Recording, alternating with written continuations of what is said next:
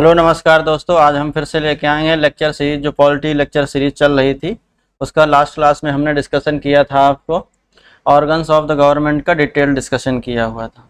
तो आज हम डिस्कस कर रहे हैं आपका historical background of Indian constitution. Historical background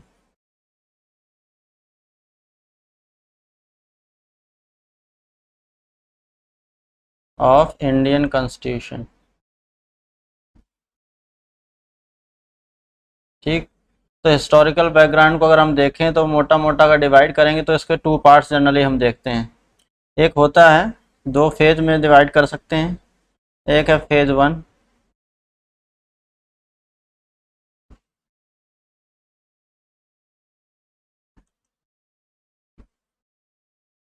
phase one. Phase one का जो टाइम पीरियड आपका क्या होता है जनरली 1773 टू होता है 1853 तक फेज वन में है। ठीक है। इसको वो इसमें कौन सी रूल था, कंपनी रूल हुआ करता था, कंपनी रूल। फिर एक टाइम आता है आपका रिवोल्ट ऑफ 1857।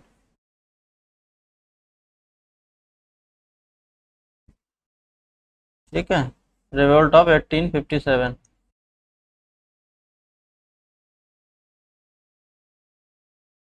और इसके बाद जो फेज सेकंड फेज आती है आपकी,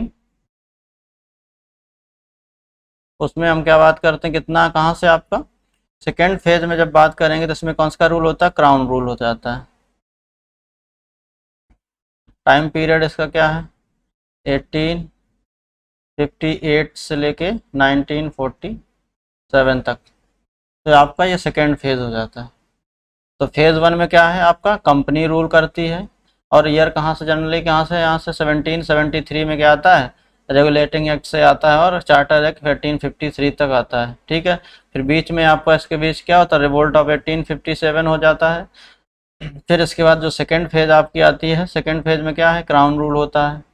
ठीक है। तो क्राउन रूल में कहाँ से कहाँ, तो 1858 से लेके 1947 तक। तो इनका जो हम क्रमवार जो है इंसिडेंट, जो क्या क्या चीज़ें हुई उनको हम लोग देखेंगे पहली बार। तो आप बैठते हैं। तो जो पहला आया था आपका, जो पहला एक्ट जब आया था, नहीं रेगुलेटिंग एक्ट आया था आपका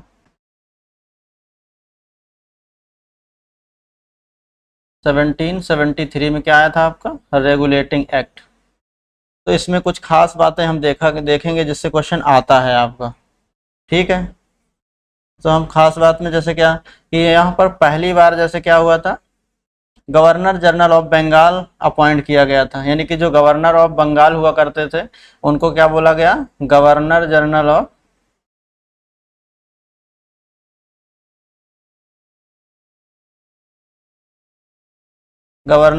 ऑफ बंगाल बनाया गया पोस्ट। तो पहले गवर्नर जनरल कौन थे आपके बंगाल, कौन थे आपके, लॉर्ड वारेन हेस्टिंग। कौन थे, वारेन हेस्टिंग। ये बहुत बार क्वेश्चन आया है आपका कि डायरेक्टली ये first governor general of Bengal कौन था। तो यह क्या है आपका, लॉर्ड वारेन हेस्टिंग कहें या वारेन हेस्टिंग कहें। ठीक है। तो ये first governor general of Bengal हुए। इसी में दूसरा प्रोविजन क्या किया था, दूसरे प्रोविजन में क्या था कि सुप्रीम कोर्ट की इस्टेब्लिशमेंट करी थी। यानी सुप्रीम कोर्ट इस्टेब्लिश किया गया था।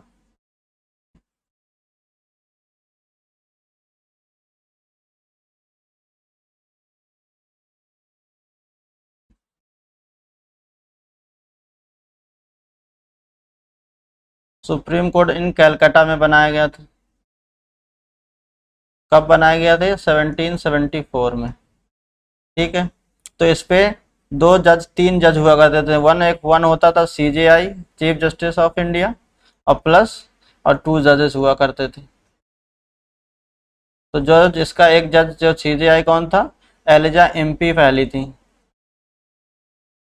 Elijah Impey. ठीक है। तो ये आपका हो गया। फिर इसमें तीसरा जो पॉइंट आता है कि एग्जीक्यूटिव काउंसिल बनाई गई थी। ठीक। इसमें क्या किया गया था, तीसरा पॉइंट आपका, एग्जीक्यूटिव काउंसिल होती थी गवर्नर जनरल की।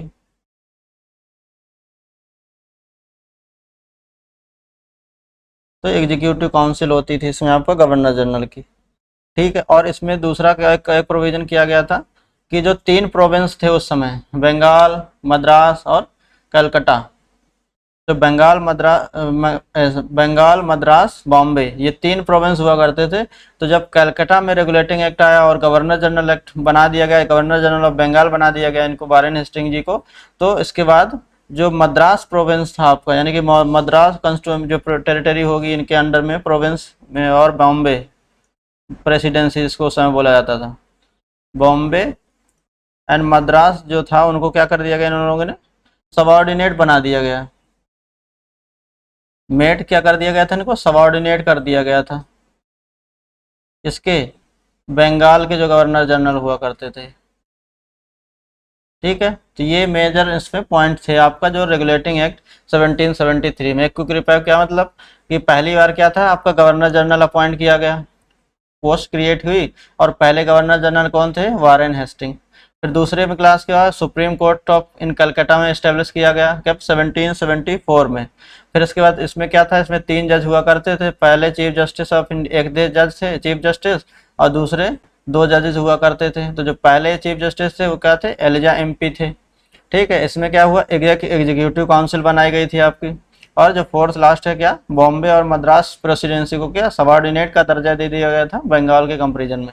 ठीक है, तो अब आगे बढ़ते हैं। तो जब ये रेगुलेटिंग एक्ट आया उसके बाद आपका आया था पिट्स इंडिया एक्ट।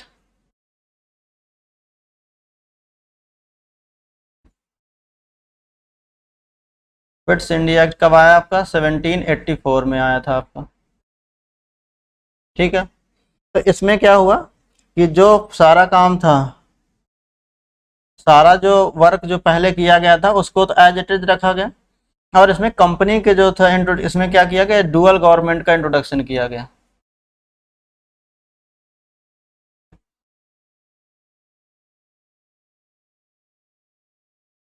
इंट्रोडक्शन किया गया डुअल गवर्नमेंट का। डुअल गवर्नमेंट मतलब क्या, से ये कंपनी थी आपकी, कंपनी के 2 पार्ट में क्या हुआ, एक विंग्स बना दी गई जो कॉमर्शियल एक्टिविटी देखता था,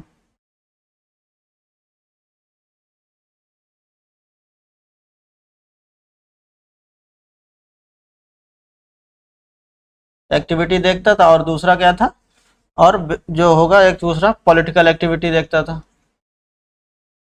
तो ये क्या हुआ, डुअल गवर्नमेंट हो गया। तो जो कॉमर्शियल देखता था उनको क्या बोला जाता था, court of director, court of directors बोला जाता था। तो आप याद रख सकते हैं कॉमर्शियल मतलब सीसी याद कर लीजिए, कोर्स को कॉमर्शियल एक्टिविटी कौन देखता था, कोर्ट ऑफ डायरेक्टर देखते थे। पॉलिटिकल एक्टिविटी क्या देखते थे, इसमें क्या था, बोर्ड ऑफ कंट्रोल।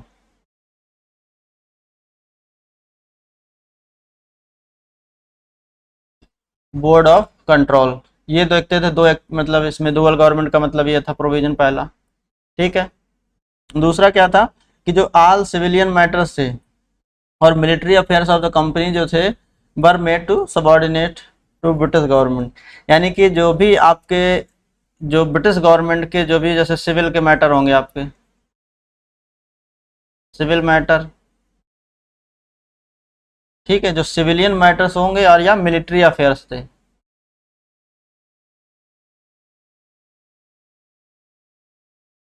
तो ये सब किसके अंडर आएंगे, जो कंपनी रूल के अंदर जो ब्रिटिश गवर्नमेंट है उसके सबऑर्डिनेट होंगे, यानी कि ये सबऑर्डिनेट किसके होंगे आपके, टू ब्रिटिश गवर्नमेंट जो होगी। ठीक, तो यानी कि जो ब्रिटिश गवर्नमेंट होगी उसके सबऑर्डिनेट होंगे। करेगा सब रेगुलेशन कौन, कंपनी अभी चल रहा है, कंपनी रूल चल रहा है, कंपनी के अंदर क्या क्या एक्ट आए वो सब है। और फिर इसके बाद जो बोला गया, जो पहली बार इसमें क्या कहा गया था कि जो भी area, the area which under company rule, वो क्या कहलाएगा, ब्रिटिश एरिया कहलाएगा।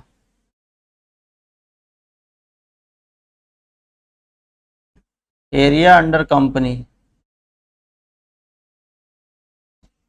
जो एरिया कंपनी के अंडर है उसको क्या कहा जाएगा, टर्म्ड एज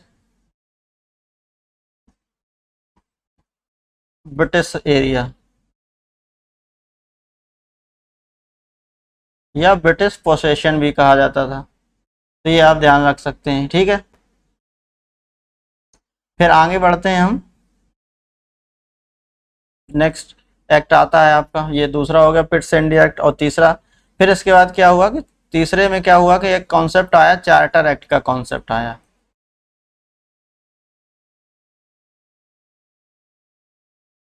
ठीक है, चार्टर एक्ट जो क्या था, इससे बेसिक पहले क्या था, तो अभी तक इसमें कितने आए चार्टर एक्ट, आपके 4 चार्टर एक्ट आए थे। तो इसमें बेस सब में कॉमन क्या था, जो टेन्योर हुआ करता था चार्टर एक्ट का आपका 20 ईयर्स का हुआ करता था।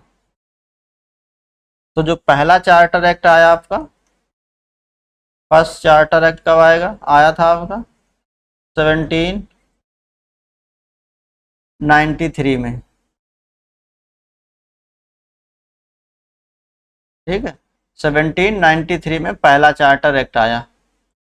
फिर इसके बाद क्या हुआ, सेकेंड चार्टर एक्ट आएगा। तो सेकेंड नेक्स्ट 20 ईयर कब हो जाएंगे आपके, 1813 में आ जाएगा। फिर इसके बाद थर्ड चार्टर एक्ट कब आएगा,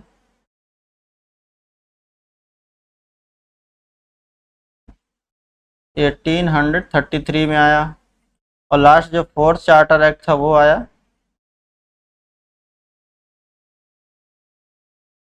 1853 में। ठीक है, तो ये आपका चार्टर एक्ट आए। तो अब देख लेते हैं इनमें अंदर क्या था। जैसे पहला चार्टर एक्ट था, फर्स्ट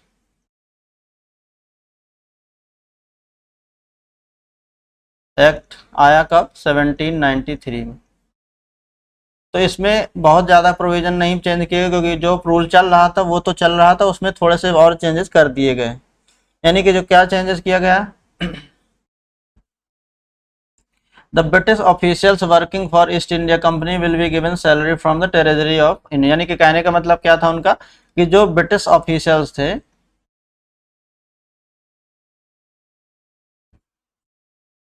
जो वर्क कर रहे थे किसके लिए, वर्किंग फॉर कंपनी, जो कंपनी के लिए काम कर रहे थे। ठीक है, ब्रिटिश कंपनी के यानी ईस्ट इंडिया कंपनी कह सकते, ईस्ट इंडिया कंपनी के लिए काम कर रहे थे इन इंडिया में, मतलब जो काम कर रहे थे, तो उनको जो सैलरी कौन देगा, यानी कि salary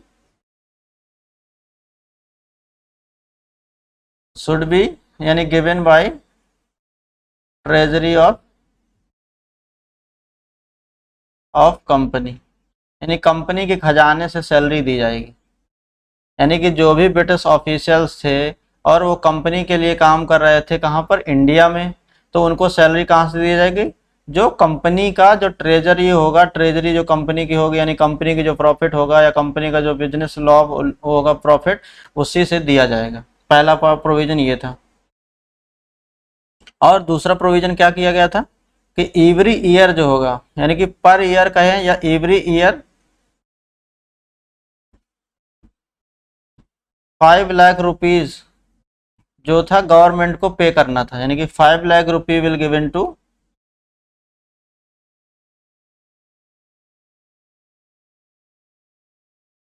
given to British crown या ब्रिटिश गवर्नमेंट आप लिख लें। तो ब्रिटिश गवर्नमेंट को देना होगा बाई किसके द्वारा, बाई कंपनी। तो ये दो मेजर प्रोविजंस है जिससे सेंटेंस में क्वेश्चन आया हुआ है कई बार। पहला क्या कि जो ब्रिटिश ऑफिसर्स थे इंडिया में काम करते थे कंपनी के लिए, उनकी सैलरी कौन देगी, वो खजाने से दिया जाए, किसके, कंपनी के खजाने से दी से। दूसरा क्या किया कि हर साल 5 lakh rupees will be given to British government, यानी ब्रिटिश गवर्नमेंट को देना होगा, और किसके द्वारा, कंपनी के द्वारा। ठीक है, तो अब आगे बढ़ते हैं नेक्स्ट चार्टर एक्ट की तरफ। नेक्स्ट चार्टर एक्ट आया आपका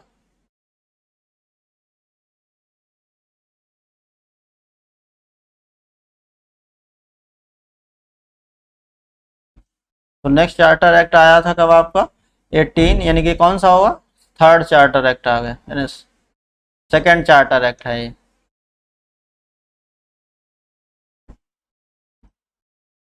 1813, तो ये सेकेंड चार्टर एक्ट आया इसमें।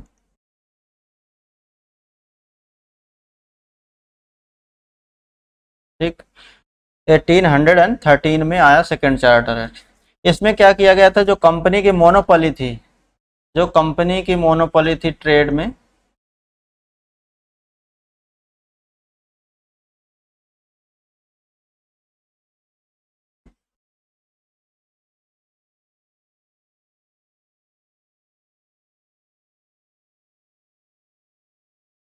ट्रेड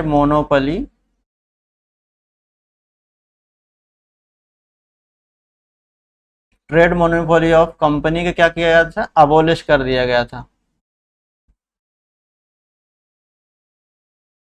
अबोलिस्ट, एक्सेप्शन किया था, एक्सेप्ट क्या छोड़कर, एक्सेप्ट ये ध्यान रखिएगा आप, क्या छोड़ना था, क्या छोड़ के, except trade with T,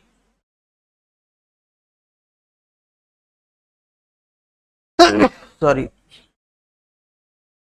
trade with China, यानी कि चाइना के साथ सिर्फ ईस्ट इंडिया कंपनी ही व्यापार करेगी, यानी trade with China and trade off tree, यानी कि चाय के व्यापार में कोई दूसरी ब्रिटिश कंपनी नहीं काम, यूरोपियन कंपनी नहीं काम कर सकती थी, और चाइना के साथ भी कोई दूसरी कंपनी काम नहीं कर सकती। बाकी सब में दूसरे कामों में और इंडिया में क्या किया, दूसरे कंपनी को भी अलाउ कर दिया गया था।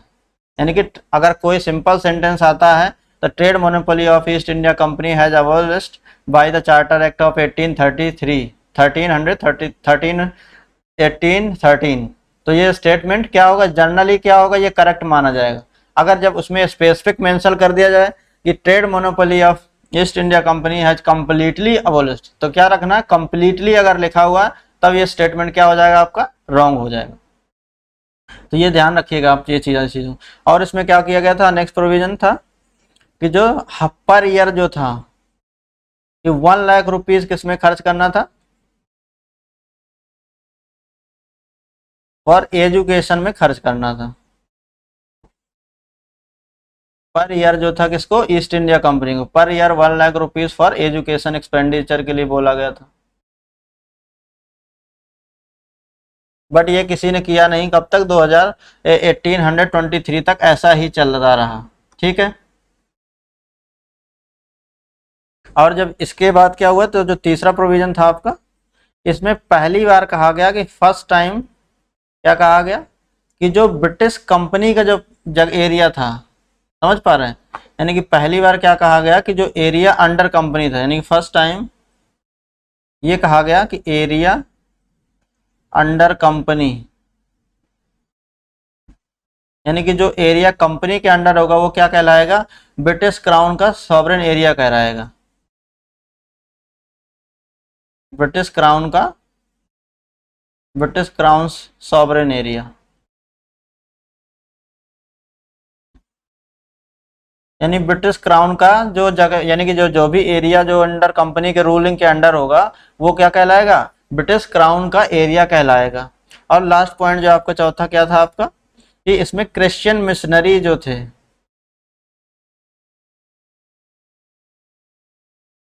क्रिश्चियन मिशनरीज को क्या किया गया था, अलाउ किया गया था, तो promote Christian missionaries were allowed to promote their religion, यानी अपने धर्म के प्रचार के लिए क्रिश्चियन मिशनरियों को आने की अनुमति थी। तो ये आपके चार मेजर प्रोविजंस है, क्या, trade monopoly of company has abolished except trade with China और ट्रेड ऑफ टी, चाय के व्यापार के अलावा और चाइना के व्यापार के साथ, चाइना के साथ व्यापार को छोड़कर बाकी सब में ट्रेड मोनोपोली अबॉलिश कर दी गई थी, यानी खत्म कर गई। और दूसरा क्या था, पर लाख 1 लाख रुपीज दिया जाना था एक्सपेंडिचर के लिए, एजुकेशन के लिए, ये इन इंडिया में, ठीक है, बट ये खर्चा ही नहीं कोई करेगा भाई, जाहिर सी बात है। फिर नेक्स्ट क्या था आपका, फर्स्ट टाइम जो था एरिया जो अंडर कंपनी के एरिया अंडर एरिया होता था उसे बोला गया ब्रिटिश क्राउन का सॉवरेन एरिया होगा। जो लास्ट पॉइंट है आपका, कि चार्टर एक्ट 1813 में कहा गया कि जो क्रिश्चियन मिशनरीज थे वो आ सकते हैं इंडिया में और अपने रिलीजन का प्रचार कर सकते हैं, प्रमोशन कर सकते हैं। तो हम लोग आगे बढ़ते हैं।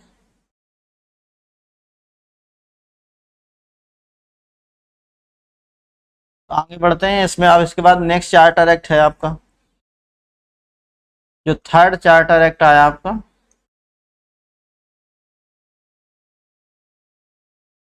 कब आया, 1833 में।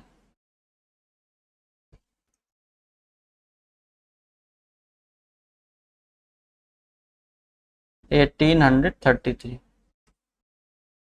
तो इसमें क्या क्या था, कि ऑल टाइप के जो एक्सेप्शंस थे ट्रेड मोनोपोली में, यानी कि trade all type of trade monopoly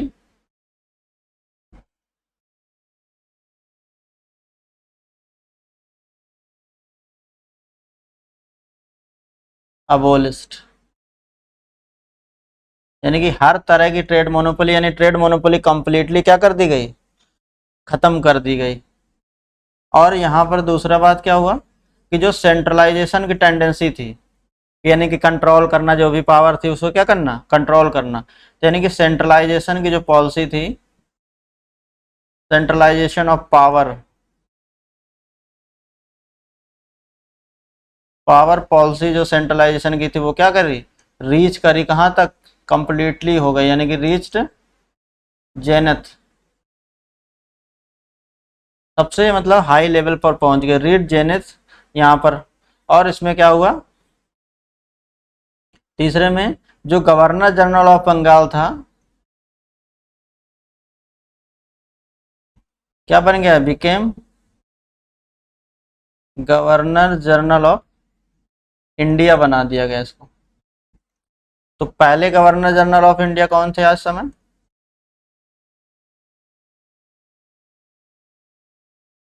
Lord William Bentinck.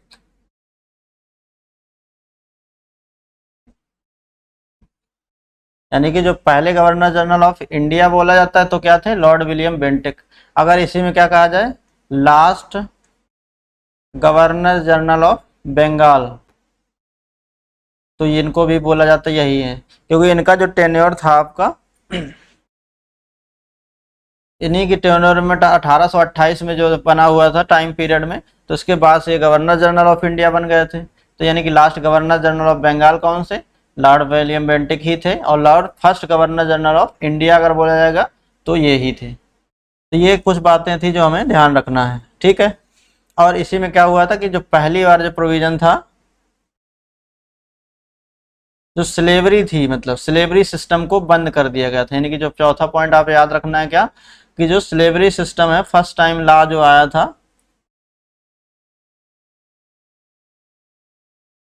First law was made to end slavery system.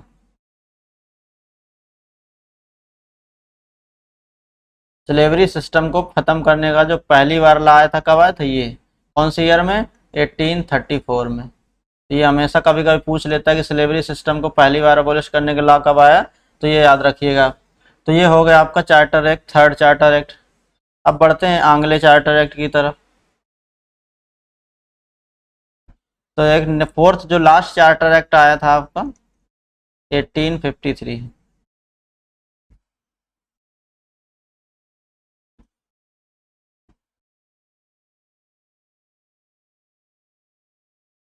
ये फोर्थ चार्टर एक्ट था आपका,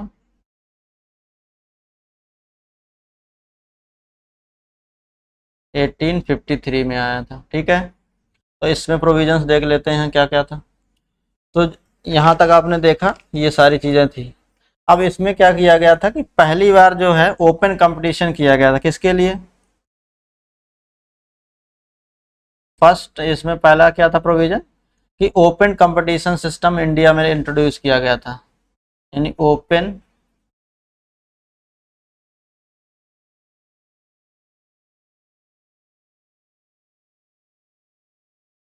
कंपटीशन सिस्टम इंट्रोड्यूस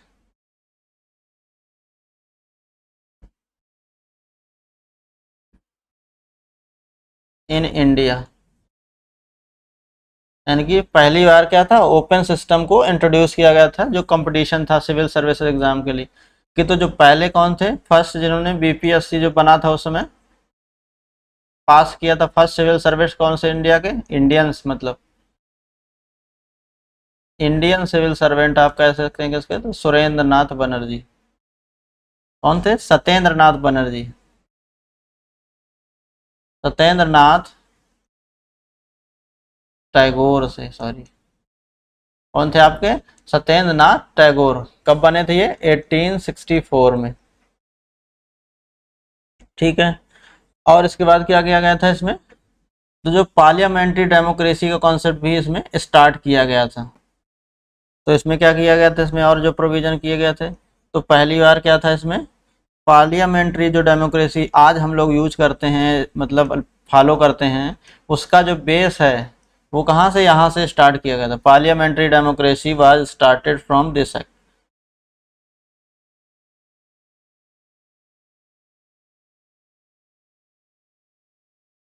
स्टार्टेड हुआ था, यानी कि जो पार्लियामेंट्री डेमोक्रेसी आज हम प्रैक्टिस करते हैं वो कहाँ से, इसी चार्टर एक्ट के थ्रू से स्टार्ट हुई थी।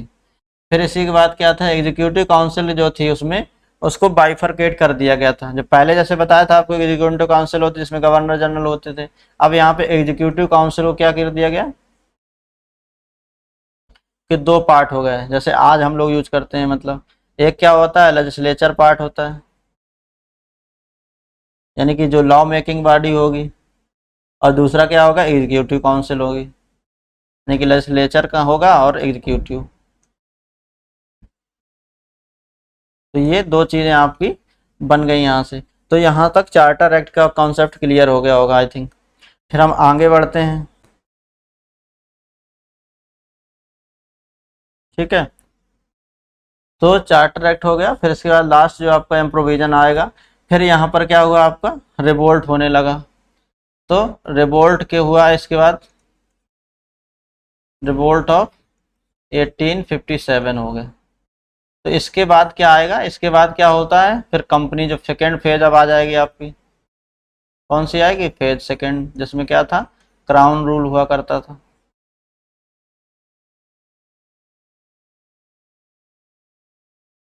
ठीक है, तो क्राउन रूल हुआ। तो क्राउन रूल जब बना तो इसके बाद पहले कौन सा एक्ट आया था, और इसको शॉर्ट में आपका देख लेंगे। तो पहला क्या था आपका, क्राउन रूल।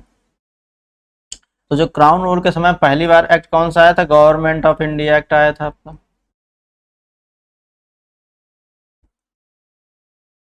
1858 में आया था ये पहला बार। ठीक है, तो इसमें क्या कहा गया था इस एक्ट में, सेकेंड फेज का, ये क्या पहला एक्ट आया था जो क्राउन रूल के अंडर आया था, कौन सा, गवर्नमेंट ऑफ इंडिया एक्ट 1858। अब इसके प्रोविजन हम लोग देख रहे हैं। तो इसमें क्या था, जो पहले क्या था, गवर्नर जनरल ऑफ इंडिया हुआ करता था, अब वो क्या बन गया था, वायसराय ऑफ इंडिया।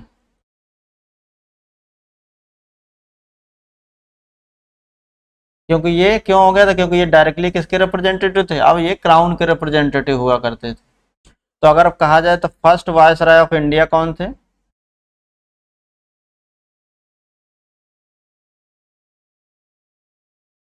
तो लॉर्ड कैनिंग हुआ करते। कौन थे, लॉर्ड कैनिंग।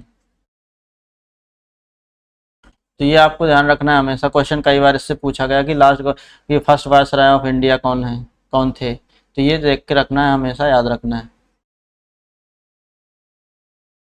दूसरा क्या कहा गया था इसमें एक्ट में, दूसरा पॉइंट ये था कि जो ब्रिटिशर्स हैं,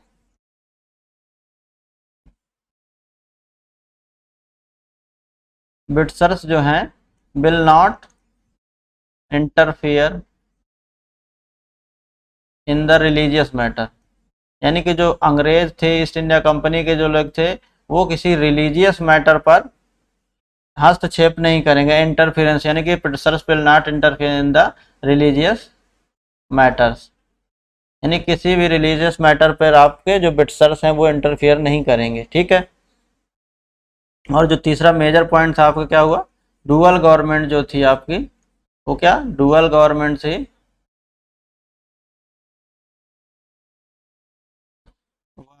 अबोलिस्ट, यानी कि डुअल गवर्नमेंट क्या थी, वाज अबोलिस्ट हो गई थी।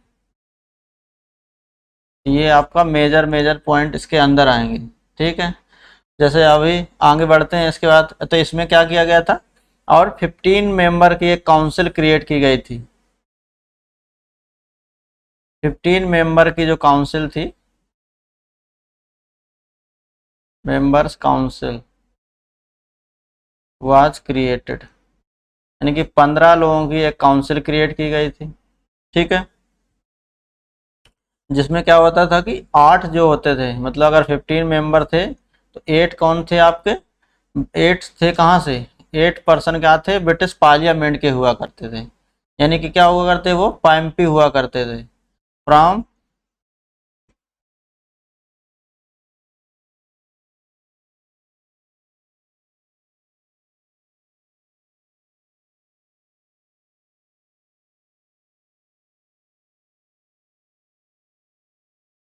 8 वर फ्रॉम ब्रिटिश पार्लियामेंट से हुआ करते थे। समझ गए आप। अब बचे आपके 7, तो 7 कहाँ से थे, ईस्ट इंडिया कंपनी के लोग हुआ करते थे।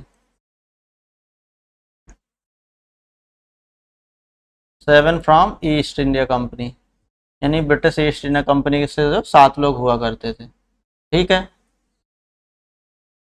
तो ये सारी चीज़ें आपकी इसमें आई हैं, आएंगी आपकी। फिर नेक्स्ट आपका जो आता है उसको देखते हैं। आपका नेक्स्ट आता है क्राउन रूल के टाइम पे क्या, इंडियन काउंसिल एक्ट आता है।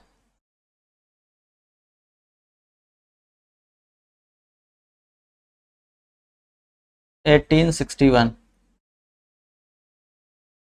1861 में हुआ था।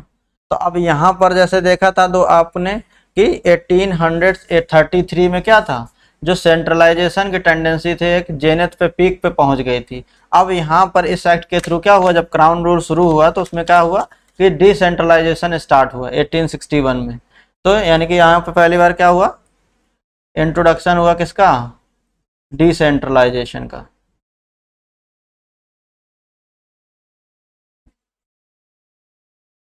यानी कि पावर का डिवीजन शुरू हुआ, डिसेंट्रलाइजेशन का मतलब ये हुआ आपका।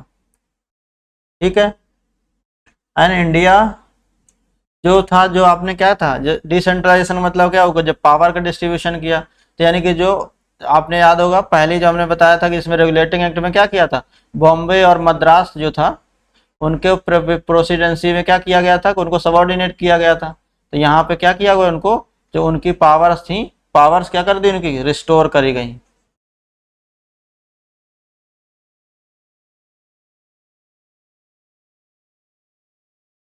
किया, रिस्टोर कर दिया गया फिर। और इसके बाद क्या हुआ, इसमें दूसरा एक पॉइंट क्या करा गया गवर्नमेंट ने, कि तो डिपार्टमेंटलाइजेशन,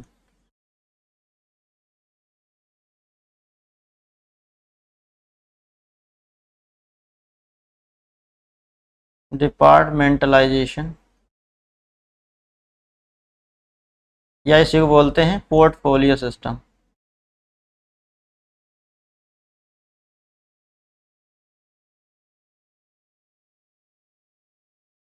वाज इंट्रोड्यूस्ड।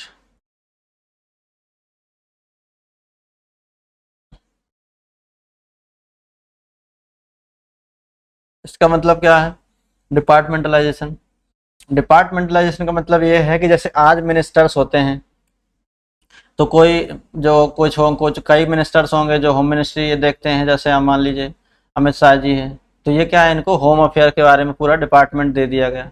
तो ऐसे मतलब उस समय क्या था, पहले कुछ ऐसा नहीं था, तो इन्होंने क्या किया, इस डिपार्टमेंटलाइजेशन, यानी कि जो एजुकेशन एजुकेशन के मिनिस्टर्स होंगे वो क्या देखेंगे, वो एजुकेशन के फील्ड डिवाइड किए गए, तो ऐसे एजुकेशन की अलग फील्ड डिवाइड हो गई। और जैसे अभी लास्ट ईयर 2019 में क्या हुआ था कि इंडिया गवर्नमेंट के पास कभी जो जल शक्ति मिनिस्ट्री नहीं हुआ करती थी, यानी डिपार्टमेंट वाटर का सेपरेट नहीं हुआ करता था, वो ministry of environment and forest climate change में आता था। तो उसके बाद क्या किया, 2019 में उसके क्या किया गया, उन्होंने एक नई मिनिस्ट्री क्रिएट की जिसका नाम बना दिया गया मिनिस्ट्री ऑफ जल शक्ति। तो ये क्या है, डिपार्टमेंटलाइजेशन। तो पहली बार इंडिया में इंट्रोडक्शन कब हुआ डिपार्टमेंटलाइजेशन का, तो इंडियन काउंसिल एक्ट 1861 में हुआ था। ठीक है, और इसके बाद क्या हुआ, मेजर काम, तीसरा काम क्या हुआ इम्पोर्टेंट, कि जिसमें क्या किया, पहली बार जो है, फर्स्ट टाइम जो है इंडियंस को, मतलब आपको क्या किया गया, लेजिस्लेटिव काउंसिल में इंट्रोडक्शन किया गया, यानी first time Indians were, Indian were included in legislative council.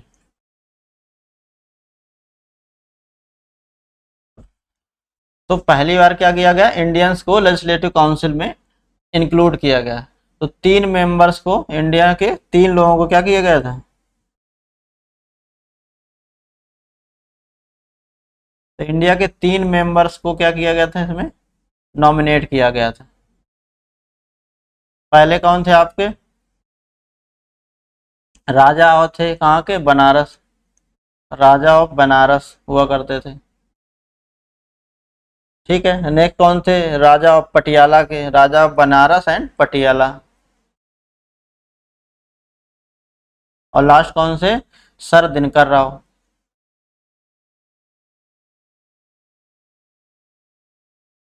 तो ये 3 लोगों को नॉमिनेट किया गया था। ठीक है, अब पढ़ते हैं आगे हम। तो ये आप इतना ही आवाज पढ़ाएंगे, फिर इसके बाद आगे जो और इंडियन काउंसिल एक्ट आएंगे उनको हम डिटेल में देखेंगे। और थैंक यू फॉर वॉचिंग।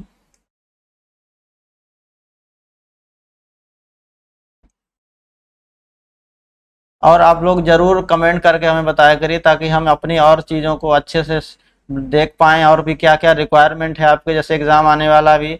तो इन सबके जो पीटी 2022 है आपका, ये बहुत इंपॉर्टेंट एग्ज़ाम है, क्योंकि इसके थ्रू ही आपको जब अच्छा परसेंटेज आपका आएगा, तो जितने भी यूपी ट्रिपल एससी के जो सारे एग्ज़ाम होंगे, इनमें आप डायरेक्टली क्या मेंस के लिए एलिजिबल हो पाएंगे। तो ये हमेशा ध्यान रखिएगा। और आने वाले जो एग्ज़ाम है आपका बेसिक ब्लॉक एजुकेशन ऑफिसर है, और जो भी आपका आरओ है और एआरओ है, तो ये 3 एग्ज़ाम हैं जिनमें बेसिक बहुत इंपॉर्टेंट है। और यूपी पीसीएस में भी आता ही है बेसिक क्वेश्चन, आपने कई बार आपने देखा होगा, जैसे प्रीवियस किसी ईयर की सीरीज भी चल रही है, तो उसमें आप देख सकते हैं कि क्या क्या वो अंतर आ रहा है। सारे क्वेश्चन लगभग आपको जो बेसिक से ही काफ़ी पूछा जाता है। अगर और टेस्ट सीरीज आप जो पीडीएफ चाहिए आपको पीपीटी, तो पीपीटी के लिए हमारा टेलीग्राम चैनल आप ज्वाइन कर लीजिएगा, जिसमें आपको पीपीटी मिल जाएगी। स्टडी विथ अनुक आप सर्च करिएगा टेलीग्राम चैनल पे, आपको वहाँ पर इसकी लिंक मिल जाएगी, और आप ज़रूर फॉलो करें। और उसमें हम आपकी पीडीएफ हर दिन अपलोड कर देते हैं PPT. And thank you for watching, please do like and share and comment also, जिससे हमें आप फीडबैक मिले आपका, और हम अपनी चीज़ों को और भी बेहतर कर सकें।